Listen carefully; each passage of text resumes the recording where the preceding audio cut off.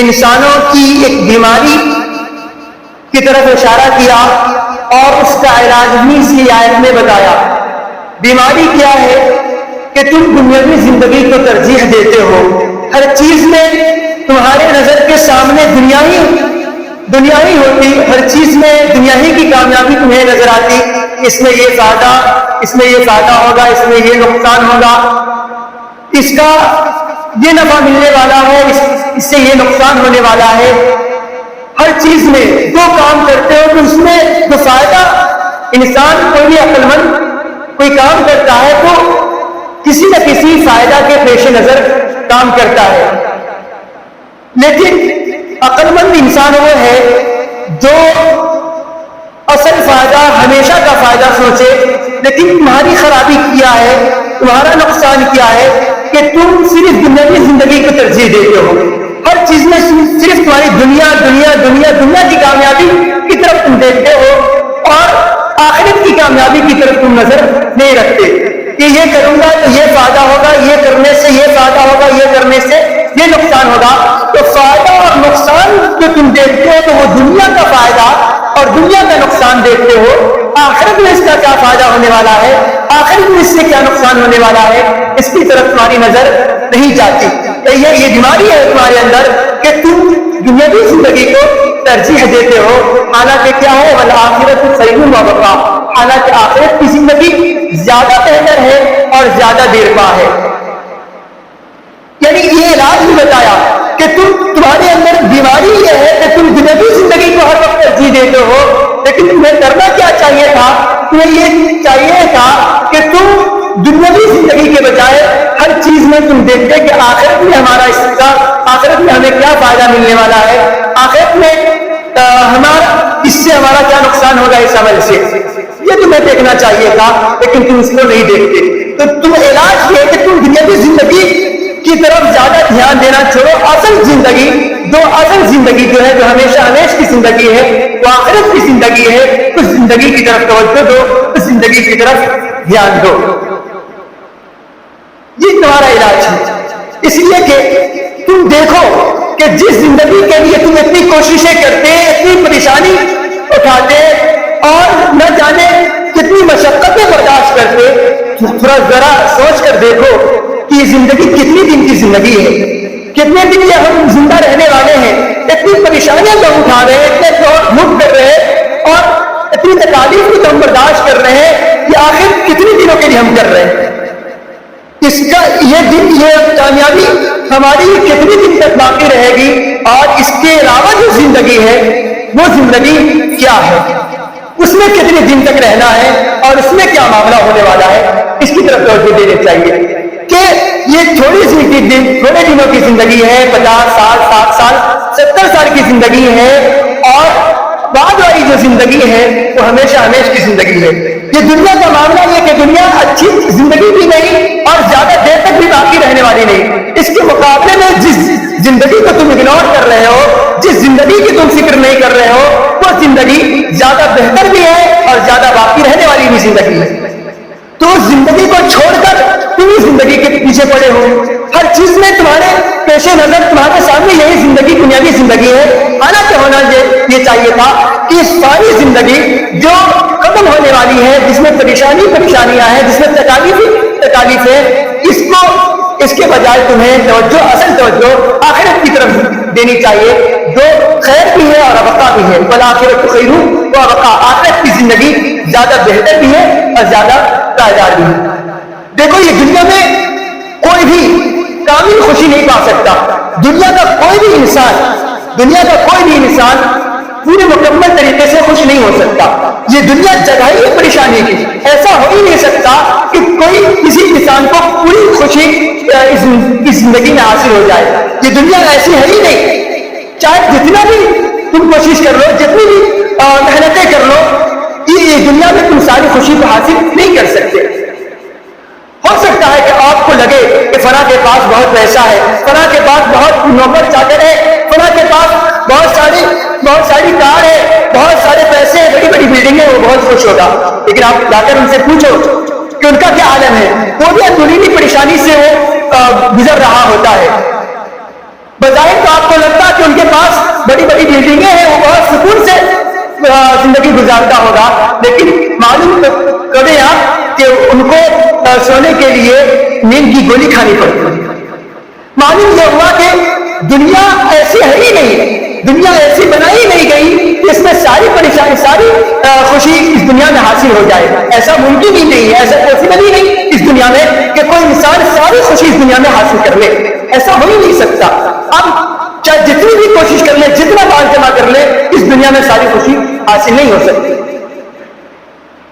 دیکھا امیر لوگ، بڑے بڑے پیسے والے لوگ کیا کرتے، ان سونے کے لیے، نیند کے لیے گولیاں کھاتے، اور ایک رکشا چلانے والا، ایک عام مزدور ایسا ہی جہاں اس کو جگہ ملتی تو ایسا ہی تھوڑا چادر بچھاتا اور سو جاتا۔ ایک طرف وہ شخص ہے جس کے پاس ہر طرح کی سہولت، ہر طرح کی صورت میں اچھے کمرے ہیں، اے سی ہے، کولر ہے اور بہت سارے خادم ہیں، اس کے باوجود اس کو نیند کے لیے گولیاں کھانی پڑ رہی۔ اور ایک طرف وہ مزدور ہے، رکشا چلانے والا، چونکہ پورے دن کام کر کے وہ تھکا ہوا ہوتا ہے، اٹھتا چادر بچھاتا ہے اور لیٹ جاتا ہے، اسے نیند آ جاتی ہے۔ بتاؤ رات کس کی اچھی گزری؟ وہ 1000 بلڈنگ والوں کی اچھی گزری یا یہ کہ وہ رکشا چلانے والے کی اچھی گزری، جس کو سونے کے لیے نیند کی گولی نہیں کھانی پڑی؟ معلوم یہ ہوا کہ دنیا ایسی ہی نہیں، ایسے ہے ہی نہیں کہ ساری خوشی اس دنیا میں حاصل ہو جائے۔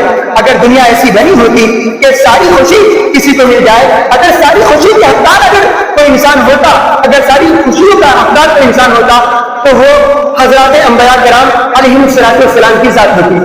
اس لیے کہ اللہ تعالیٰ کے نزدیک سب سے محبوب بندے حضرات انبیاء کرام علیہم السلام ہیں، لیکن ان کے بارے میں آپ صلی اللہ علیہ وسلم کیا فرماتے ہیں؟ اشد الناس بلاء الانبیاء ثم الامثل فالامثل، کہ لوگوں میں سب سے زیادہ تکلیف انبیاء کرام علیہ السلام کو ملتی، پھر ان کے زیادہ قریب جو ہوتے ان کو، پھر ان کے زیادہ قریب جو ہوتے ان کو۔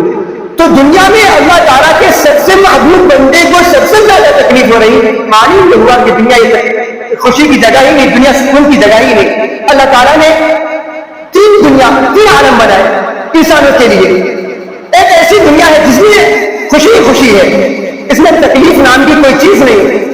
وہ دنیا، وہ عالم، وہ جنت ہے۔ جنت ایسی جگہ ہے جہاں کوئی تکلیف نہیں، وہاں صرف خوشی خوشی، آرام ہی آرام، وہاں کوئی پریشانی نہیں۔ اور ایک ایسی دنیا ہے جس میں صرف تکلیف ہی تکلیف، وہاں کوئی خوشی نہیں، وہ جہنم ہے۔ اس کے علاوہ ہماری دنیا جس میں انسان زندگی گزارتا، وہ ایسی دنیا ہے جس میں کبھی خوشی بھی ہے، کبھی غم بھی۔ ایسا نہیں ہو سکتا کہ آپ ساری خوشی حاصل کر لیں، اور کبھی آپ کو خوشی بھی دنیا میں ملنے والی، کبھی غم بھی پہنچنے والا ہے۔ یعنی دنیا ایسی ڈیزائن ہی کی گئی ہے، ایسی بنائی گئی ہے کہ کبھی خوشی بھی ملے گی، کبھی تکالیف بھی برداشت کرنی پڑے گی۔ کہ دنیا ایسی ہے ہی نہیں کہ ساری چیزیں، ساری خوشی، ساری نعمتیں آپ کو اس دنیا میں مل جائے۔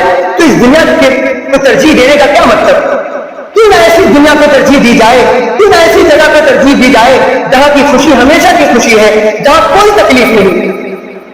اللہ تعالیٰ اسی اس دنیا میں بتا رہے، اسی کی آیت میں بتا رہے کہ تمہارا حال یہ کہ تم دنیاوی زندگی کو ترجیح دیتے ہو، والآخرۃ خیر وابقیٰ، حالانکہ آخرت زیادہ بہتر اور زیادہ باقی رہنے والا ہے۔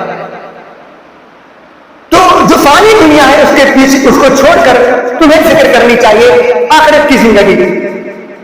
اور اس کے بیچ ایک ایسی چیز ہے جس کے بارے میں کوئی اختلاف نہیں ہوتا، کسی کا کوئی اختلاف نہیں ہے، وہ موت ہے۔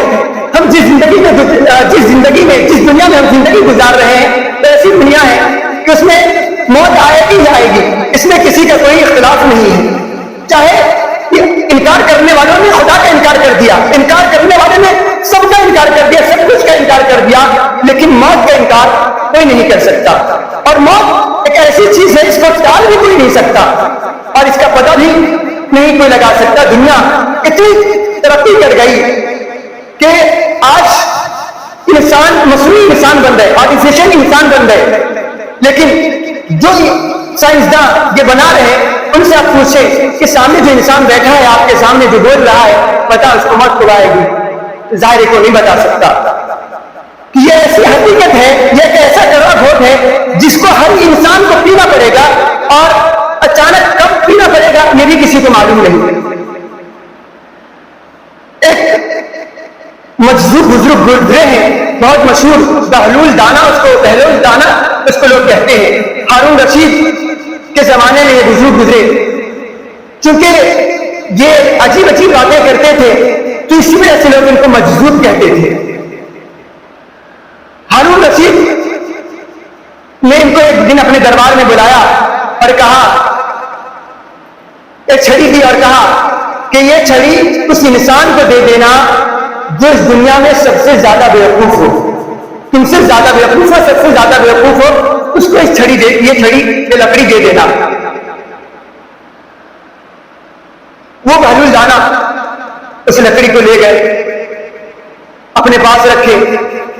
تو ایک وقت آیا کہ ہارون رشید بیمار پڑ گیا. اب اس کا آخری وقت تھا. بہلول دانا اس کی عیادت کرنے گئے. بہلول دانا نے ان سے پوچھا کہ کیا حال ہے؟ انہوں نے کہا، بادشاہ نے، ہارون رشید نے، کہ بہت لمبے سفر پر ہوں، بہت لمبے سفر پر جانے والا ہوں. انہوں نے پوچھا کیسا